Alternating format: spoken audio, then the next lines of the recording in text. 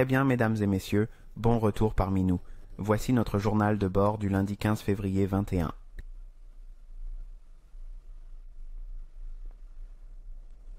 Très bien, votre dollar. Graphique en 5 minutes.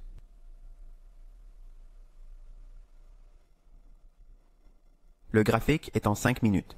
Nous avons ici un écart de juste valeur de 15 minutes.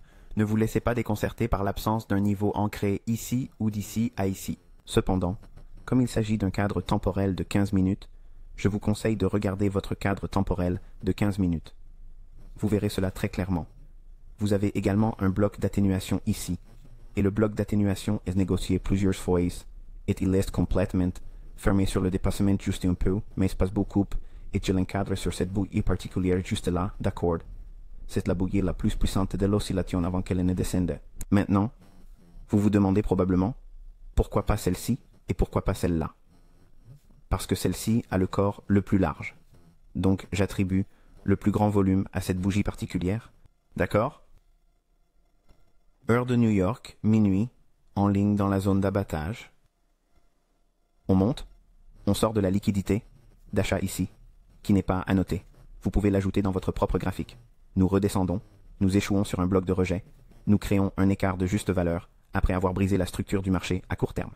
Il y a donc un changement dans la structure du marché après qu'il ait atteint l'écart de juste valeur, une entrée optimale entre les zones d'abattage. Remarquez que New York est ici. Ce vent rebondit dans le bloc d'atténuation qui est la bougie la plus basse ici avant cette montée. Il l'atteint ici, se brise, libère la liquidité de vente ici et entre ensuite dans le bloc d'atténuation. La période de temps clôturée à Londres se replie dans la fourchette étant le bas formé et le haut, se négocie à nouveau dans un bloc d'ordre baissier, puis se consolide jusqu'à la clôture de la journée. Un petit écart de juste valeur ici pour un trade de clôture à Londres, donc c'est quelque chose que vous auriez pu jouer à des fins de scalping sur un graphique d'1 minute. Pour rappel, aujourd'hui est un jour férié, c'est la raison pour laquelle les marchés sont très calmes. Les mouvements de prix sont très limités. Contre le dollar américain, graphique en 5 minutes. Très bien, nous avons un creux pétrolier ici et un mouvement de Judas à la baisse après minuit. New York, Londres Open Kill Zone, les prix remontent. Il y a de la liquidité à l'achat et à la vente. Les ingénieurs achètent et vendent des liquidités ici. Et je vous ai conseillé de surveiller ce niveau ici, 1, 39, 18 et 4 pipettes. D'accord, c'était le bloc d'ordre baissier dont j'ai dit que nous allions probablement le tirer vers le haut pour le câble. Le câble, c'est la livre sterling contre le dollar américain. C'est le surnom qu'on lui donne. Et nous avons eu un retracement vers le bas dans l'inefficacité déséquilibrée côté achat, côté vente ici. Entre le plus bas de cette bougie et le plus haut de cette bougie. L'empiètement qui s'ensuit l'atteint ici dans la zone de destruction ouverte de Londres. Entrée optimale. Remontée. Bloc de rejet. Traite à travers, mais pas au-dessus du plus haut. Ingénieur. La liquidité se situe au-dessus de ces sommets. Nous avons ici un écart de juste valeur. Il se négocie à la baisse à l'ouverture de New York. Nous avons donc une entrée optimale d'ici, jusqu'ici dans les superpositions FIB ici. Je vous laisse faire cela sur votre propre graphique. Et nous avons un bloc d'ordre haussier ici. Donc, si vous n'avez pas acheté ici, vous auriez pu acheter ce retour-là. Ensuite, nous avons un petit retracement plus petit qui revient dans un bloc d'ordre. La hausse crée un écart de juste valeur.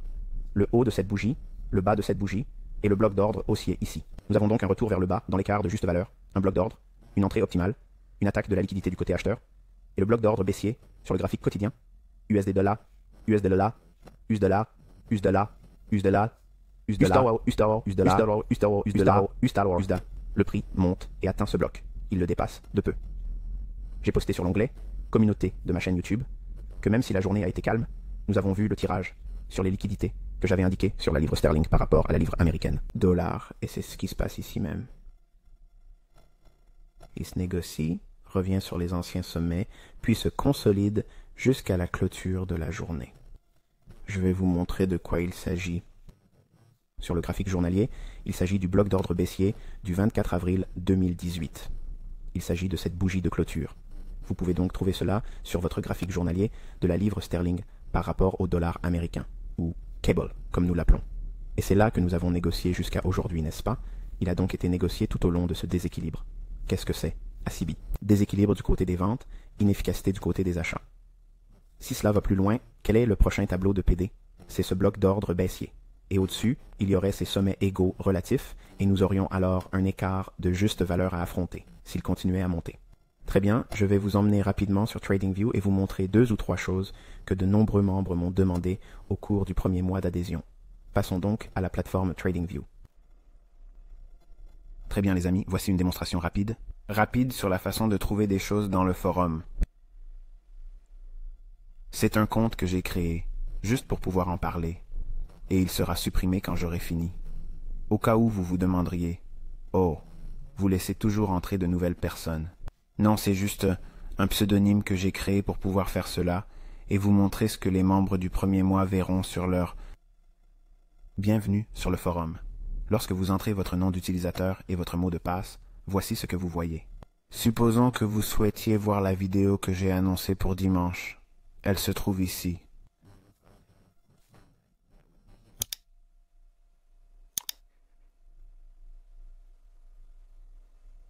D'accord.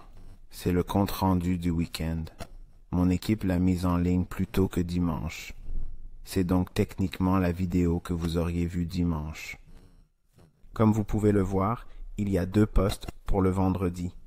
Il s'agit du journal de bord quotidien qui aurait dû être publié dimanche, mais ils ont fait preuve d'un excès de zèle, je suppose, et l'ont téléchargé plus tôt que prévu. Néanmoins, le voici. Supposons un instant que vous cherchiez quelque chose sur le forum.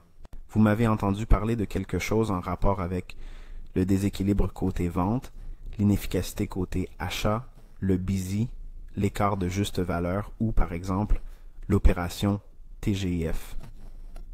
Vous allez aller sur cet onglet, cliquer sur « Recherche » et dans ce champ, vous allez taper le mot-clé que vous recherchez et nous utiliserons CB pour l'instant. Lorsque vous cliquez sur ce mot, vous obtiendrez la zone où le mot est mentionné. Défilez du haut vers le bas et cherchez des lettres en gras. Sur la recherche que vous recherchez,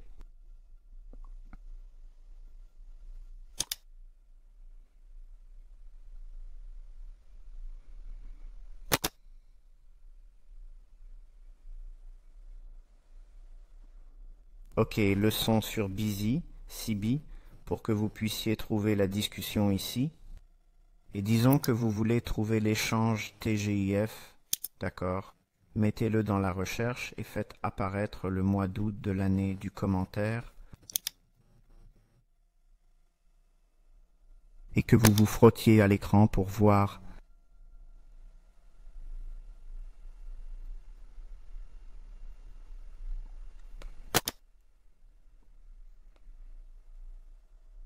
TGIF, ok. Cela vous donnera des emplacements en les commentaires où j'ai abordé un sujet spécifique. Et de cette façon, vous pouvez naviguer un peu mieux. L'autre question que l'on m'a posée est la suivante. Comment puis-je trouver le même indice du dollar sur TradingView? Lorsque vous chargez un graphique sur TradingView, dans cette zone, tapez DXY et c'est celui-là. OK. TVC, si vous regardez ça, c'est celui que j'utilise à chaque fois que je fais mes commentaires. En anglais. Et très rapidement, si vous sortez l'euro-dollar pendant que je suis ici, je pourrais aussi bien le faire ici. L'euro-dollar, vous voyez que je l'ai ici, je ne vais pas appuyer sur Entrée dès que je fais ça. Allez sur forex.com, euro-dollar, cliquez dessus et c'est parti. Et c'est parti. C'est la même chose. Pour une livre, $1. Ne tapez pas Entrée, descendez, cherchez forex.com, cliquez dessus. Et voilà. Et voilà, c'est bon. Et c'est tout. Rapidement, je joue avec une idée que 2 de mes étudiants ont partagée avec moi en ce qui concerne les annotations et leur regroupement. Je ne sais pas encore exactement comment faire, je viens juste de lire l'email, mais j'ai peut-être quelque chose d'autre à inclure. Et je créditerai les personnes qui nous ont beaucoup aidé à cet égard en tant que membre. Mais si je comprends bien, c'est mieux que ce que je vous ai montré. Nous verrons donc ce que cela donne demain. J'aurai le temps de m'amuser et de voir ce que je peux faire avec l'application TradingView. Comme je l'ai dit, je suis un novice en ce qui concerne cette plateforme. Très bien, et j'espère que vous avez trouvé cela instructif. Jusqu'à la prochaine fois, je vous souhaite bonne chance et bon trading.